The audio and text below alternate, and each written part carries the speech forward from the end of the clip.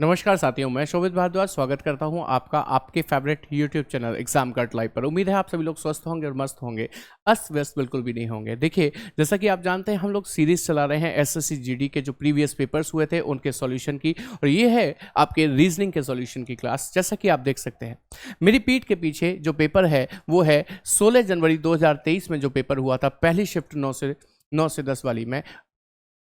उसमें उसमें ये जो पेपर हुआ 9 से 10 तो नहीं होगा, ये टाइम गलत लग गया है, 9 बजे, यानी कि पहली शिफ्ट में होगा, है ना। पहली शिफ्ट का पेपर है और इसका जो पहला प्रश्न है उसे मैं आपके सामने लेकर आता हूं। और ये जो क्वेश्चन आया है ये आया है सीरीज से, वो भी लेटर सीरीज। आप देख सकते हैं क्वेश्चन नंबर 1 क्या है।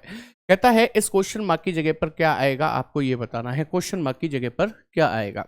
देखिए, बी से सी +1, सी से ई +2, ई से एच +3, फिर +4, फिर +5 होना चाहिए। तो 12 में 5 जोड़ दो 17, 17 का मतलब क्यू होगा। क्यू से शुरू होने वाले सारे ही विकल्प हैं, ठीक है।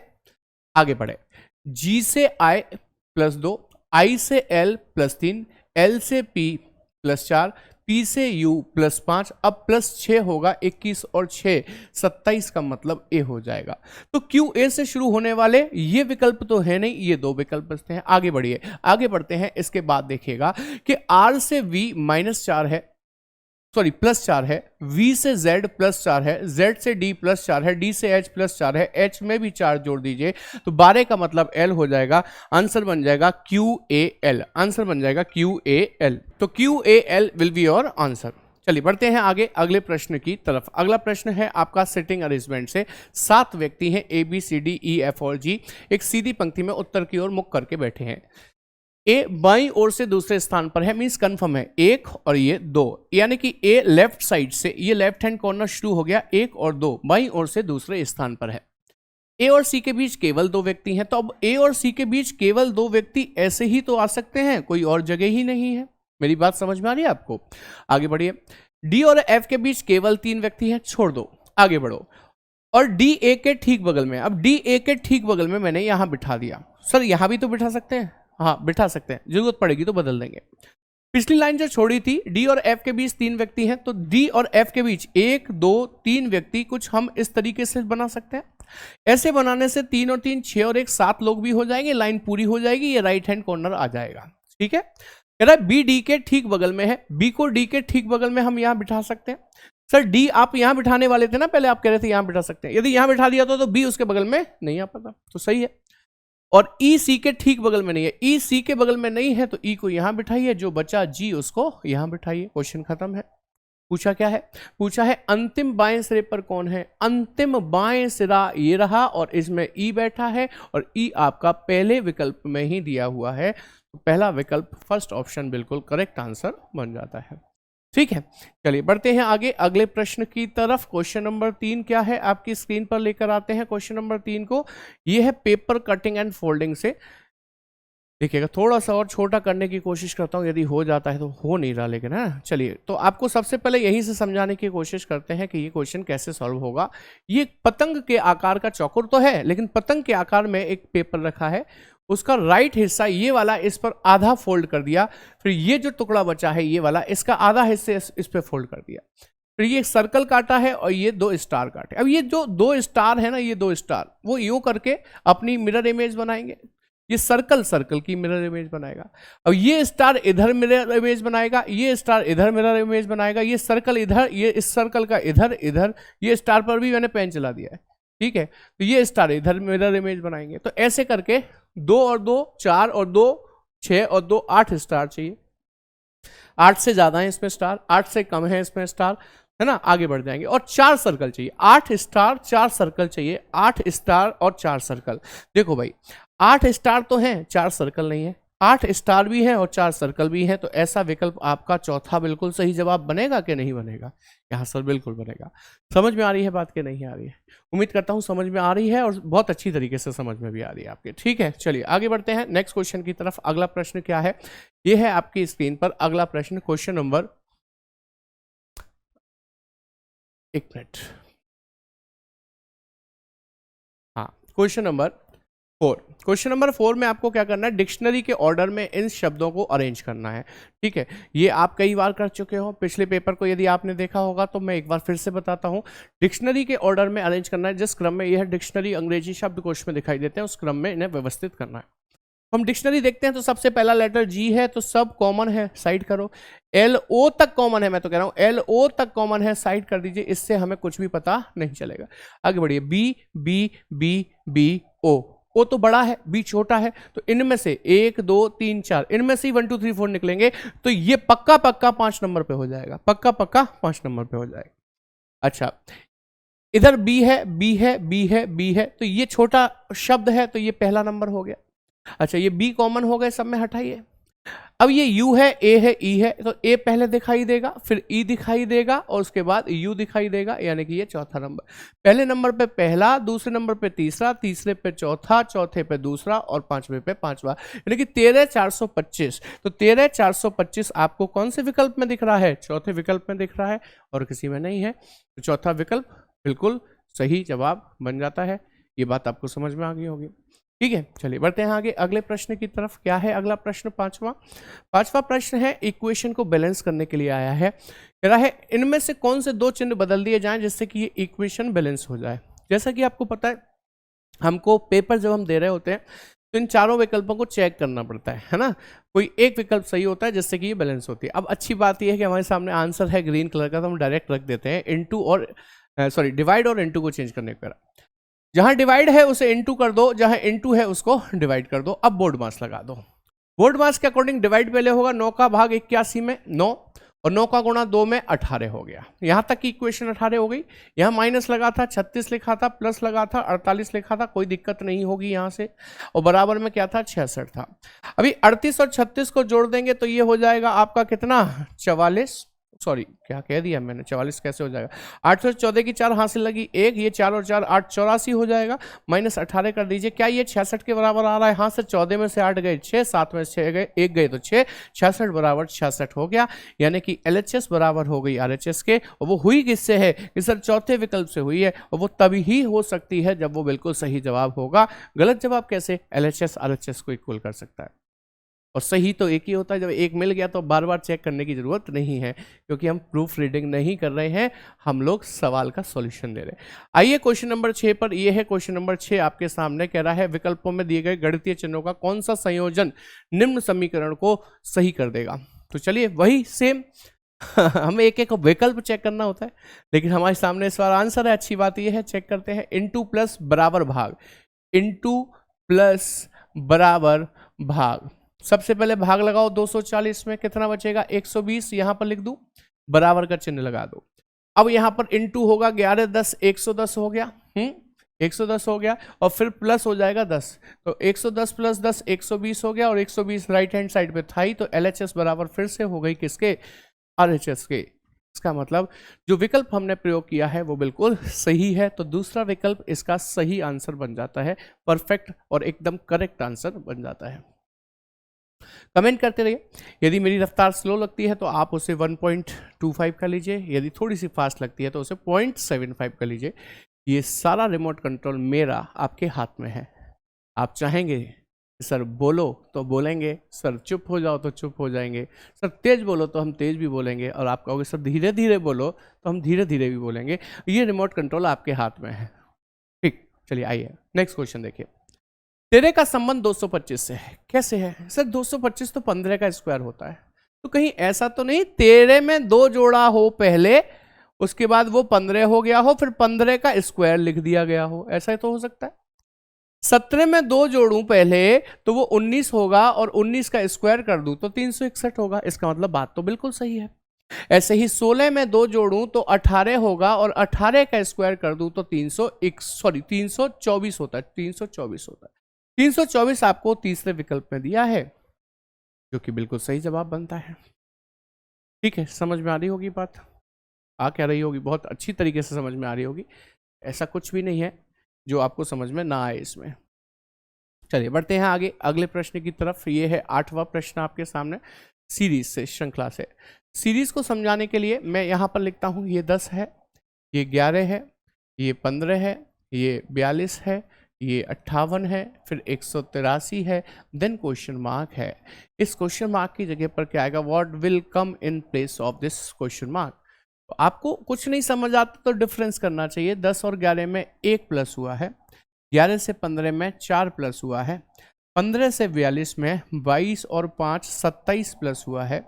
अच्छा, 42 से 58 में 6 और 1 16 प्लस हुआ है, 16 ही प्लस हुआ है ना, 8 और 8 16, हाँ 16 ही हुआ है। अभी 58 से 83 की बात करें तो 13 में से 8 घटाइए 5 बचेगा, 7 में से 5 घटाइए 2 बचेगा, फिर 1 बचेगा, यानी कि ये प्लस 125 हुआ है। ये क्या पैटर्न है, कुछ समझ में आ रहा है आपके? क्या होना चाहिए आगे प्लस? तो समझिए, मेरे हिसाब से ये 1 का क्यूब लिखा है, मेरे हिसाब से ये 2 का स्क्वायर लिखा है, मेरे हिसाब से ये 3 का क्यूब लिखा है जो कि 27 होता है, फिर 4 का स्क्वायर 16 लिखा है, फिर 5 का क्यूब, फिर 5 का क्यूब 125 है। अब आप बताओ क्या लिखूं यहाँ पर? कि सर यहाँ पर आप लिखो 6 का स्क्वायर जो कि 36 होता है, और 36 को 183 में क्या करना है? जोड़ना है। तो 6 और 3 9, 8 और 3 11 की हासिल 1, यानी कि 219 बनेगा। 219 आपको पहले विकल्प में दिया हुआ भी है, इसका मतलब ये बिल्कुल करेक्ट आंसर बन जाता है 219। ठीक है, समझ में आ रही है बात आप लोगों के? बहुत अच्छी तरीके से। चलिए बढ़ते हैं अगले प्रश्न की तरफ। क्वेश्चन नंबर 9 क्या कहता है? क्वेश्चन नंबर 9 ये है मिरर इमेज से अगेन MN एक मिरर लगाया गया है। आपसे पूछा है कि ये सारे शब्द जो हैं, अक्षर जो लेटर जो हैं, अक्षर जो हैं, ये इस मिरर में कैसे दिखाई देंगे। तो चलिए समझिए, जैसा कि मैं हमेशा बताता हूँ कि मिरर की एक खासियत है, जो उसके दिल के करीब है, जैसे कि T, तो वो उसके करीब ही रहेगा, इमेज में यही रहेगा। जो दूर है S, वो दूर जाएगा, लेकिन S दूर जाने के बाद उल्टा बनेगा कुछ ऐसे, और उल्टा इन सब में बना हुआ है। ठीक है। अच्छा, यदि मैं टी की बात करूं, टी पास में रहेगा तो पास में जैसा है वैसा ही तो दिखेगा। कैपिटल है, कैपिटल ही तो दिखेगा, स्मॉल थोड़ी दिख जाएगा, गलत हो गया। स्मॉल थोड़ी दिख जाएगा, गलत हो गया, कैपिटल ही दिखेगा। अच्छा, यदि मैं आर की बात करता हूं तो आर पलट जाएगा, लेकिन कैपिटल है आर तो कैपिटल ही रहेगा। इसमें तो स्मॉल दे रखा है, इसलिए ये गलत हो गया। इसमें कैपिटल है, इसलिए ये वाला सही हो गया, यानी कि चौथा विकल्प बिल्कुल सही जवाब बन जाता है। बताइए, इसमें कुछ था ऐसा कठिन जो हमें समझ में ना आ रहा हो?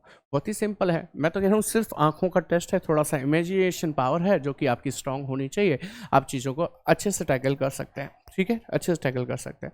बढ़िए आगे अगले प्रश्न की तरफ। अगला प्रश्न क्या है आपके सामने? ये है question number 10, that is from the series of non verbal series. ठीक है, नॉन वर्बल सीरीज का क्वेश्चन है कि इस प्रश्नवाचक चिन्ह की जगह पर कौन सी आकृति आनी चाहिए। अच्छा, आंसर आपको अभी नीचे नहीं दिख रहा है, कोई बात नहीं, मैं आपको दिखा दूंगा। पहले पैटर्न समझा देता हूं। पैटर्न क्या कहता है कि ये जो लॉलीपॉप है ना मैं इसको लॉलीपॉप बोल रहा हूं। अच्छा, ये ना पहले एक लाइन चलकर यूं आ गई और नीचे हो गई, नीचे को हो गई ब्लैक कलर, फिर एक लाइन चल के यहां हो गई, फिर एक लाइन चल के ऊपर हो गई, अब एक लाइन चल के यहां ऊपर आएगी, और ब्लैक कलर कुछ ऐसे करके दिखाई इसमें देना चाहिए। अब इस बॉक्स में जो काला रंग है उसे नोटिस करिए। यहां से एक स्टेप ऊपर, फिर दूसरे नंबर पे यहां आ गया, यहां से एक स्टेप दूसरे नंबर पे यहां आ गया, यहां से एक स्टेप दूसरे नंबर पे यहां आ गया, यहां से एक स्टेप दूसरे नंबर पे बीच में आएगा। यानी कि जो 3 खाने होंगे ना, 3 खाने यहां, उसमें से ये बीच में यहां दिखाई देगा ब्लैक कलर, ब्लैक कलर यहां दिखाई देगा। तो देखो, लॉलीपॉप चाहिए इस साइड में और ब्लैक कलर चाहिए बीच में ऊपर। लॉलीपॉप इस साइड में, ब्लैक कलर चाहिए ऊपर। देखो, लॉलीपॉप इस साइड में किस में है? अच्छा, पहले में ये देखो, इस, और जो कलर चाहिए था हमको वो बीच में चाहिए था, यानी कि पहला विकल्प ही सही जवाब बन जाता है। First option is the correct answer, बाकी किसी में ऐसा नहीं है। उम्मीद है ये बात आपको अच्छी तरीके से समझ में आ गई होगी। सिंपल से क्वेश्चंस हैं, कुछ भी डिफिकल्ट नहीं है इसमें। चलिए आगे बढ़ते हैं। रोटेशन चेक करना होता है नॉन वर्बल में, नथिंग एल्स। आइए नेक्स्ट क्वेश्चन जो है ये आपके सामने क्वेश्चन नंबर 11 है। ये है आपका कोडिंग एंड डिकोडिंग से। क्वेश्चन क्या कहता है समझिएगा। कहता है एक निश्चित कुछ भाषा में बार को आंकिक तरीके से 5132 के रूप में कोडबद्ध किया जाता है, मतलब कोड किया जाता है, ऐसे समझिएगा।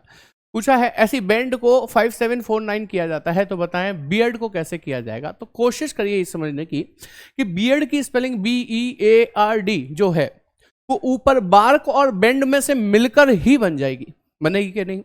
जैसे कि मुझे बीएड में बी और ई का कोड चाहिए, बी और ई यहां आया है, बी और ई को उसने 57 लिखा है, तो मैं 57 लिख दूं बी ई को, अब मुझे ए का कोड चाहिए, ए का कोड मार्क में सेकंड नंबर मतलब पहला 1 लिखा है तो 1 लिख दूं यहां पर।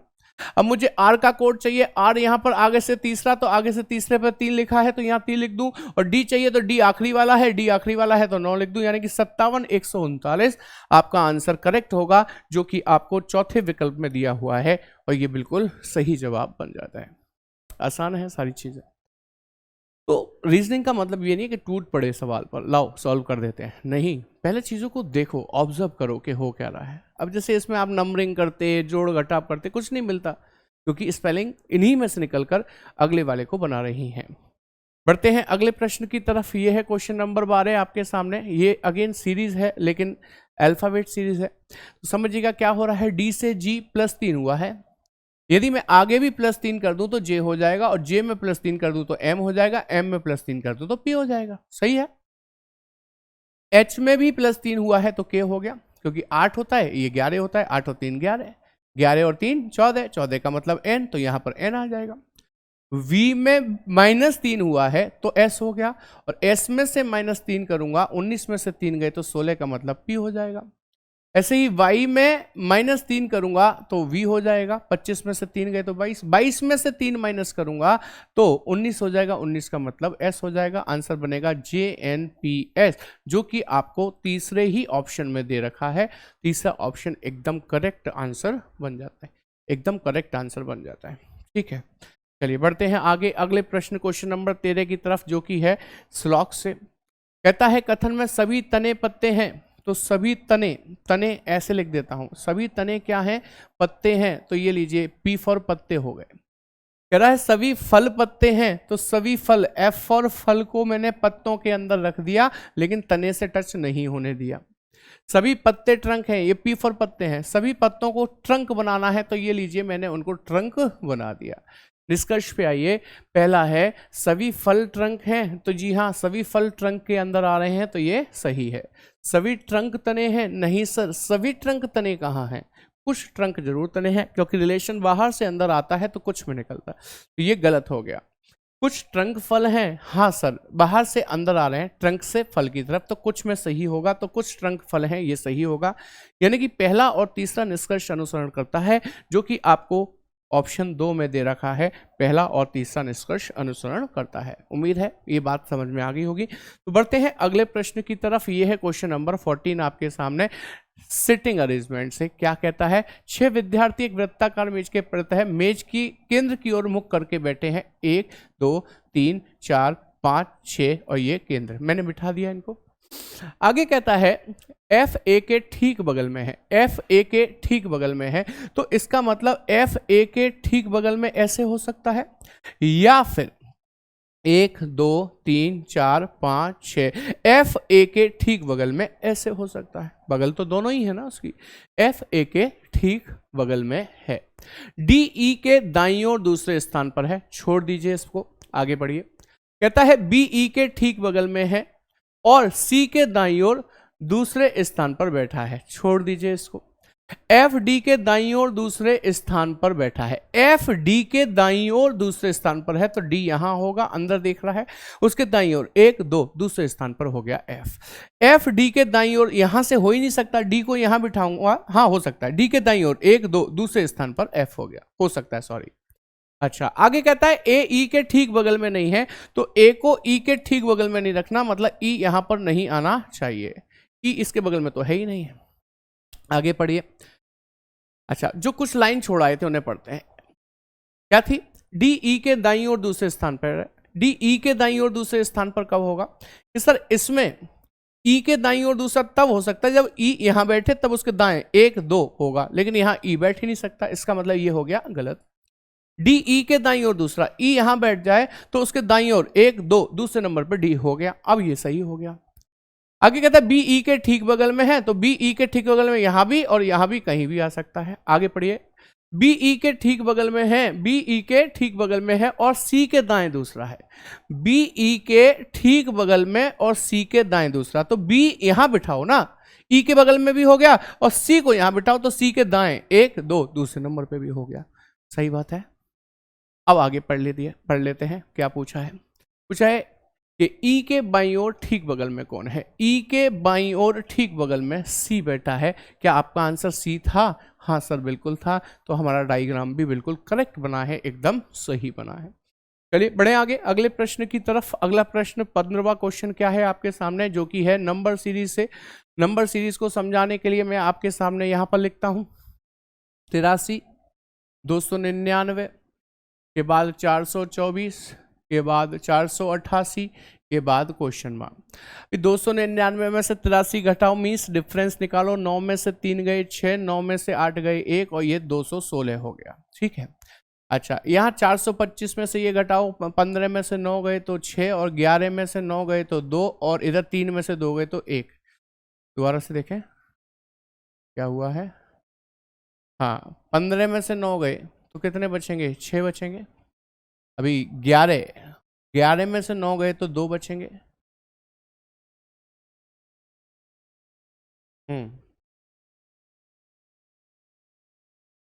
और इधर 1 बचेगा। 126 का डिफरेंस है। आगे देखें 8 में से 5 गए तो 3 बचेंगे, 8 में से 2 गए तो 6 बचेंगे और ये 63 बचेंगे। 216, 126 और 63। आगे क्या होगा ये जानना है क्या? ये 83, 299, अच्छा ये 425 नहीं है, 424 है, सॉरी अभी कुछ गड़बड़ हो रही थी। दोबारा से लिखता हूँ मैं, ये है 83, 299, 424, उसके बाद 488, देन क्वेश्चन मार्क। अभी डिफरेंस करिए, 9 में से 3 गए 6, 9 में से 8 गए 1 और ये 216 का डिफरेंस है। ठीक है। अब डिफरेंस करिए 299 से ये वाला, तो आप देखेंगे 14 में से 9 जाएंगे, 14 में से 9 जाएंगे तो 5 बचेंगे, 11 में से 9 जाएंगे 2 बचेंगे और इधर क्या बचेगा? 3 में से 1 गए तो 125 बचेगा। अब आगे डिफरेंस करके देखिए तो क्या आने वाला है? 8 में से 4 गए 4, 8 में से 2 गए 6, यानी कि 64 हो गया। अब आगे कितना आएगा इसे समझना है, तो ये समझो कि ये 6 का क्यूब है, ये 5 का क्यूब है, ये 4 का क्यूब है। अब आएगा 3 का क्यूब जो कि 27 प्लस में आएगा और 27 488 में प्लस करना है आपको। तो कितना हो जाएगा बताइए? 7 और 8 15 की 5, हासिल लगी 1, 3 और 8 11 की 1, 515 ऑप्शन में दिया है। हाँ सर बिल्कुल दिया है। तो तीसरा विकल्प बिल्कुल सही जवाब बन जाता है। उम्मीद है बात समझ में आ गई होगी। चलिए बढ़ते हैं आगे अगले प्रश्न की तरफ। ये है अगला प्रश्न आपके सामने 16वां।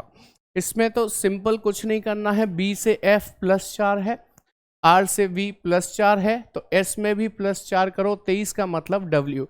डब्ल्यू से ये दोनों तो शुरू हो नहीं रहे।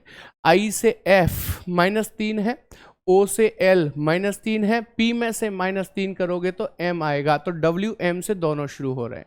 अभी एन से के देखें -3 है, एम से जे -3 है, यू में से 3 घटाओगे तो आर आएगा। डब्ल्यू एम आर वाला विकल्प ये है, ये नहीं है, तो पहला विकल्प बिल्कुल सही जवाब बन जाता है। आगे बढ़ते हैं, देखिएगा अगला प्रश्न क्या कहता है। अगला प्रश्न है 17वां, ये आपके सामने है, ये भी कुछ ऐसा ही है ना। देखो क्या करना है, Q से R +1 है, I से J +1 है, तो P में +1 कर दो, Q हो गया। अभी Q से शुरू होने वाला तो एक ही विकल्प है। देखो जरा कितना बढ़िया क्वेश्चन था, आगे सॉल्व ही नहीं करना आपको, खत्म हो गया। आप चाहो तो देख लो, P से R +2 है, J से L +2 है, K में 2 जोड़ोगे तो M हो जाएगा। देखो QM हो गया। पूरा करने की जरूरत है नहीं है हमको, हम आसानी से जब आंसर एलिमिनेट करके निकाल चुके हैं। तो 18th क्वेश्चन पर आते हैं। कह रहा है 18 क्वेश्चन में एक आकृति दी गई है और उस आकृति को छोटा सा बनाया ये, तो मैं आपको पूरी बनाकर दिखा देता हूँ। वो आकृति कुछ ऐसी है, ऐसी है, सॉरी ऐसे नहीं, यहाँ बना देता हूँ। ठीक है, ऐसे है, ऐसे है, ऐसे है, ये छोटी आकृति है, वो दिख नहीं रही होगी आपको। ये किसके अंदर निहित है? तो आपको दिखाई दे जाएगा कि किसके अंदर निहित है। देखो ये दिख रहा है, ये भी जा रहा है, ये भी जा रहा है, ये भी जा रहा है, यहाँ कनेक्ट होता हुआ, तो दूसरा विकल्प बिल्कुल सही जवाब बन जाता है। देखो नॉन वर्बल रीजनिंग में क्या है, इसमें टाइम नहीं लगता, यदि चीजें एक बार दिखाई दे जाए, समझ में आ जाए। तो क्वेश्चन नंबर 19 पर आइए। 19 है कोडिंग एंड डिकोडिंग से। ग्रेसोफर एंट को लिखा है जा डो, सीड ब्लेड को लिखा है जू फो, ब्लेड एंड को लिखा है फो डू।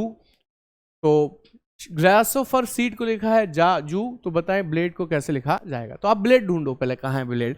सर ब्लेड इसमें है, कहीं और है किसी में कॉमन? हाँ सर देखो ब्लेड इसमें भी है और ब्लेड इसमें भी है।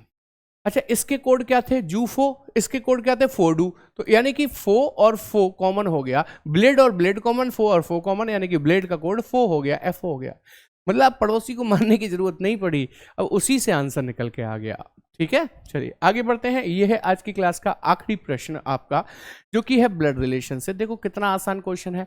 देखो ऐसे वाले क्वेश्चंस में ना स्टूडेंट बड़े कंफ्यूज रहते हैं, सर कैसे करना है। और मैं क्या कहता हूं कि आप वर्बली करो, पेन मत चलाओ, क्वेश्चन को पढ़ो। कह रहा है एक फोटो को देखते हुए अंजलि ने कहा, यानी कि एक फोटो टंगा है उसकी तरफ देखकर अंजलि बोलती है, एक फोटो को देखते हुए अंजलि ने कहा कि वह मेरे पिता का इकलौता बेटा है। फोटो में जो है वो मेरे पिता का इकलौता बेटा है, ऐसा अंजलि कह रही है। क्या कह रही है? वह मेरे पिता का इकलौता बेटा है। तो मेरे पिता का इकलौता बेटा तो मेरा भाई हुआ, मींस अंजलि का भाई हुआ। फोटो में दिख रहे व्यक्ति का अंजलि से क्या संबंध है? कि सर वो उसका भाई है। तो आंसर आ जाएगा सेकंड, और सेकंड बिल्कुल सही जवाब बन जाता है। उम्मीद करता हूं यहां तक बात आपको अच्छी तरीके से समझ में आ गई होगी, कोई डाउट नहीं होगा। ये थे आपके 20 क्वेश्चंस जिनका सॉल्यूशन था। ये एग्जाम कार्ड और एग्जाम कार्ड की टीम ने मिलकर एक बहुत ही शानदार किताब बनाई है। ये है एसएससी जीडी कांस्टेबल की किताब, जिसमें हम आपको 20 मॉक पेपर्स प्रोवाइड कराते हैं, 12 सॉल्व पेपर प्रोवाइड कराते हैं। सॉल्व पेपर का मतलब है जो प्रीवियस ईयर्स में पूछे गए थे, और प्रीवियस ईयर में भी 2013, 2015, 2019, 2021 और 2023। जी हाँ, बिल्कुल करंट सेशन जो चल रहा है, करंट 2023 के जनवरी और फरवरी में जो पेपर्स हुए थे वो भी इसमें इंक्लूडेड है।